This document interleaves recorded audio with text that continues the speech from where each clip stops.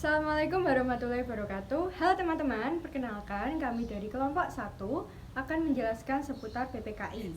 Berikut anggota kelompok kami, saya Andita Yupisanti nomor absen 6. Saya Katri Faharia Mulyaningrum nomor absen 11. Saya Denisa Karapanisha nomor absen 14. Saya Diaslan Bahari nomor absen 17. Saya Farezi Zaki Zakaria nomor absen 19. Saya Graciela Jual Tantri Mutualam nomor absen 21. Happy watching! Proklamasi Kemerdekaan Indonesia merupakan bentuk pernyataan bangsa Indonesia yang menunjukkan tercapainya cita-cita kemerdekaan Indonesia. Akan tetapi, proklamasi kemerdekaan tidak langsung membuat Indonesia menjadi sebuah negara. Terdapat syarat konstitutif dan deklaratif yang diperlukan agar Indonesia dapat diakui menjadi sebuah negara. Usaha Indonesia untuk memenuhi syarat konstitutif antara lain rakyat, wilayah, dan pemerintahan yang berdaulat. Sedangkan usaha Indonesia untuk memenuhi syarat deklaratif adalah pengakuan dari negara lain.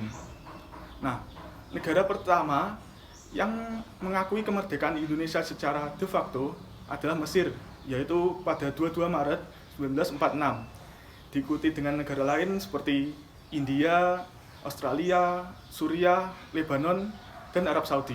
Untuk secara de jure, Indonesia merdeka pada tanggal 18 Agustus 1945. Setelah disahkannya UUD 1945, dipilihnya presiden dan wakil presiden, serta dilantiknya lembaga legislatif, yaitu KNIP. Mesir tadi baru mengakui kedaulatan negara Republik Indonesia secara de jure pada 10 Juli 1947. Diikuti dengan Lebanon pada tahun yang sama, pada 29 Juli. Lembaga yang dianggap sebagai perwakilan bangsa Indonesia adalah PPKI. Oleh karena itu, penyusunan wilayah dan pemerintahan dilakukan oleh badan tersebut.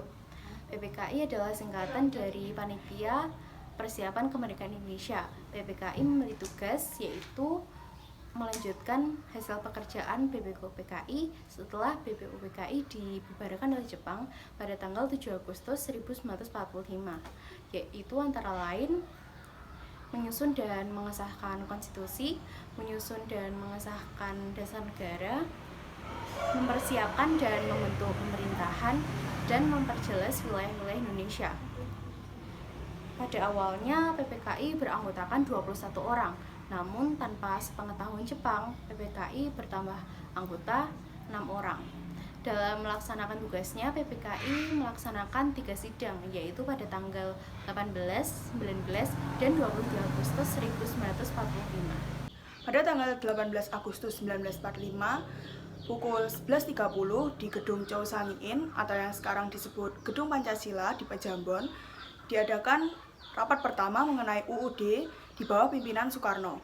Hasil yang diperoleh dari sidang PPKI pertama yaitu yang pertama, mengesahkan UUD 1945. Yang kedua, menetapkan Insinyur Soekarno dan Muhammad Hatta sebagai Presiden dan Wakil Presiden Republik Indonesia. Dan yang ketiga, membentuk Komite Nasional Indonesia Pusat atau yang disebut KNIP untuk membantu Presiden. Sebenarnya pembukaan UUD termasuk Pancasila dan rancangan batang tubuh UUD 1945 sudah pernah dibahas di sidang BPUPKI. Hasil dari sidang tersebut kemudian ditelaah kembali dalam sidang pertama PPKI. Salah satu hasilnya adalah perubahan dalam pembukaan UUD 1945. Perubahan itu antara lain, yang pertama, pergantian kata mukadimah menjadi pembukaan. Yang kedua, perubahan kalimat ketuhanan dengan kewajiban menjalankan syariat Islam bagi pemeluk-pemeluknya diubah menjadi ketuhanan yang Maha Esa. Ketiga, perubahan kalimat menurut dasar kemanusiaan yang adil dan beradab diubah menjadi kemanusiaan yang adil dan beradab. Yang terakhir adalah pasal 6 ayat 1 tentang persyaratan sebagai Presiden Indonesia, yaitu Presiden adalah orang Indonesia asli dan beragama Islam, diubah menjadi Presiden adalah orang Indonesia asli. Pada tanggal 19 Agustus 1945, sidang PPKI pun dilanjutkan. Sidang kali ini membahas tentang pembagian wilayah dan Kementerian Indonesia.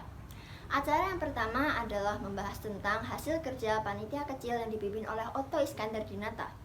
Hasil keputusannya yaitu membagi wilayah NKRI menjadi 8 provinsi, di antaranya Jawa Timur, Jawa Tengah, Jawa Barat, Sumatera, Kalimantan, Sulawesi, Maluku, dan Sunda Kecil. Setelah membahas tentang wilayah NKRI, sudah dilanjutkan dengan membahas tentang Kementerian Indonesia. Hasil keputusannya yaitu membagi Kementerian Indonesia menjadi 12 kementerian, di antaranya sebagai berikut. Pada tanggal 22 Agustus 1945, PPKI mengadakan rapat paripurna yang menghasilkan 3 hal. Yang pertama adalah Komite Nasional.